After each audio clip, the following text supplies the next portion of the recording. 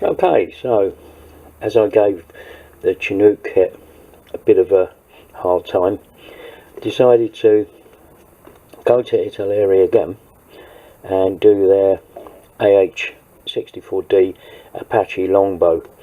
Again, the reason I wanted to do this one, it's got the RAF markings. It's quite a neat box. I like the way Italeri do their end box thing, like this long side. Usual thing around the box. So let's have a look inside. Crash. Okay. Typical Italeri instructions. Odd shape, odd size. The instructions seem to fit the box, which is weird. Big set of decals. There. Receipt. How much did I pay for them for this? £28. £28.95. Not bargain, not. Anyway, nice set of decals, various options, and the RAF version is just that bit there, and then of course you've got the rest of the stuff which is maybe common, but we'll have a look at that later. And let's look at the one we're going to do. Look at that. Version A, the Royal Army Air Corps 656 Squadron 4th Regiment, RAF Wattisham, UK 2016. Flat olive, drab and flat black being the colour schemes. Well, maybe we'll get the colour right in this one. Don't know. The build sequence is fairly straightforward.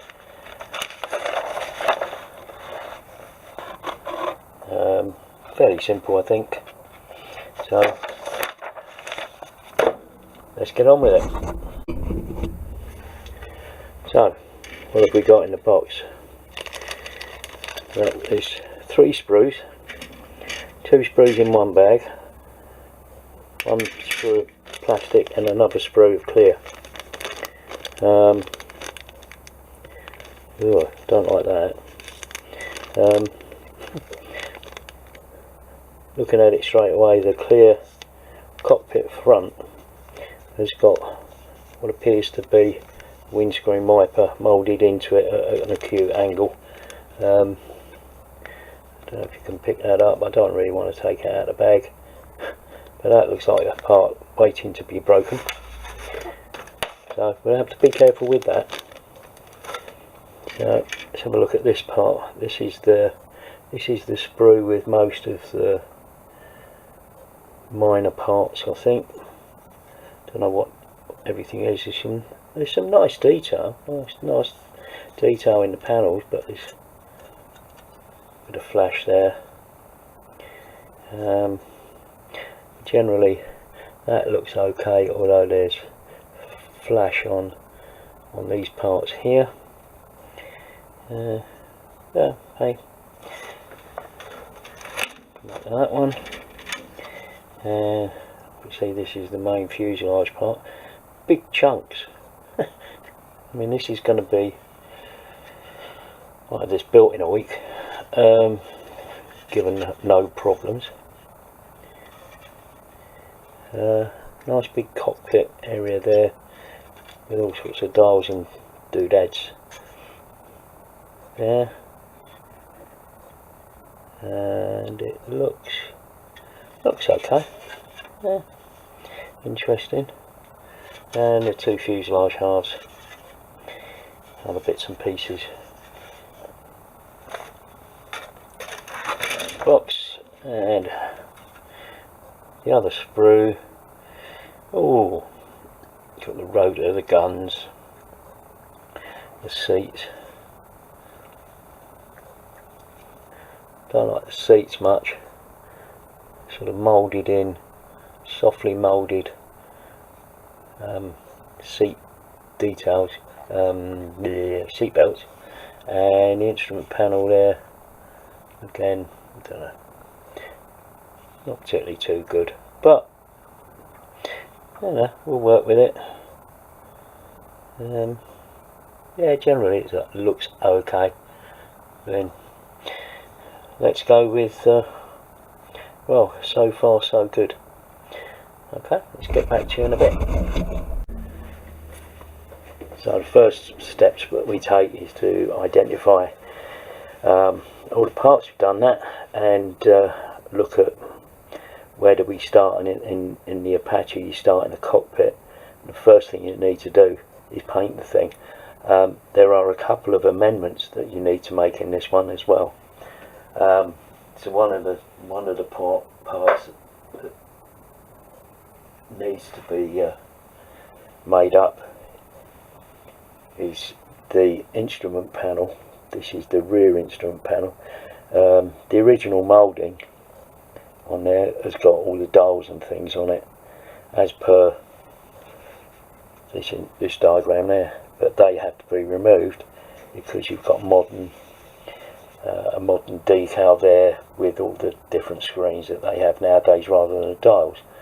So what I've done is scraped a load of that away and give it a coat of Mr. Surfacer to try and even it out, so that when the decal goes on, it will sit flat on it rather than sort of get all bumpy. So you get as flat as it can anyway.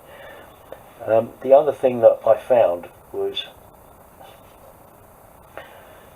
this is because I think Italeri don't tell you things. So I'm looking through this, right, so all these decals have got to go through there. So looking at these future parts here, and what needs to be painted, while I'm putting all of these parts onto these clips to get them prepared for paint. Let's have a look ahead. So what I've done is removed these two halves of the fuselage from the sprues, and that saves a lot of space in the box. But I went ahead and just looking through the assembly again, and you know, as is my usual method, I've highlighted the things that are version A, which is the one that I'm building. And I noticed in this colour call out, interior cockpit, and it highlights some decals that are actually inside the cockpit on the surfaces. It's back to the front page. It's annoying because if you'd have gone ahead with the construction and painted all this up and put all this together, and you know, had it all prepared for the next stage, which is, you know, add these parts on, and you've carried on, you get to the stage where you're putting the cockpit cover on, done all of that and the build, and you'd be looking, right, okay, I'll put the decals on. And at the back tells you that you need to put decals on the inside of the cockpit. I don't understand why, when they've done this construction here, why they haven't identified that you're going to need to put the decals on the inside build of the cockpit. It would just been a lot easier. Anyway, onwards, cutting them some slack, keep going. Back to you soon. So having prepped a lot of the smaller parts for the cockpit for paint, the next stage is look at the assembly of the fuselage, and the biggest thing is alignment of the fuselage halves, and to see how well that is the first problem that I could identify is potentially that part in there, which is in section 4 of the instructions, is the fit of that in there. Now, I lined everything up to try and get that in place, but I noticed that that is a little bit proud of the other half. There's a step there. So, looking at that, everything on that side appears, if we look here, appears to be moved forward. So checking the alignment of the actual parts and looking at that as that squeezes together, the overall shape of that appears to be correct. And these round areas here, these round marks, don't know what they are, they appear to be out of sync. So I think the best thing to do there is to ensure that these halves are matched together. It's not very good fit, but get those to match together, and then sand those off and replace them with circles of plastic card, because the rest of the fuselage, well, there's pretty poor gaps, but I haven't done anything with the surfaces yet, appears to line up reasonably well. However, when we come back across the top, these don't appear to line up very well. These huge trenches of panel lines, I'm not happy with those. I'm going to check my reference photos, but those are huge panel lines. Doesn't look right, but yeah, check the references and then come back. Everything else appears to line up pretty well. Coming into the nose area, let's pull that together. Big lump of flash along here, along that edge there. Had to do some modification to these legs here, which is in the instructions. And again, looking at large trench-like panel lines, these are huge. But again, is it old tooling? If it's old tooling, how old, and should it really be this bad? I mean, Airfix get a lot of stick, but gosh. Anyway, onwards and upwards. So having cleaned up some of the internal edges in there, I noticed that actually on this part, I noticed on this part there was a small step there. So having cleaned it up, it seems to fit. Cleaned it up and put it there. It seems to fit in with the that half of the fuselage being slightly forward. However, with everything else in place, that's got to be a pretty poor fit. So it'd be interesting when get to the stage of actually having to fit this. It looks like there's going to be a lot of squeezing and pushing and potentially some filling, but it's poor, but it's not great, and it's not great. But okay, we'll leave that at that, and let's get on with prepping more parts for paint. Back in a minute.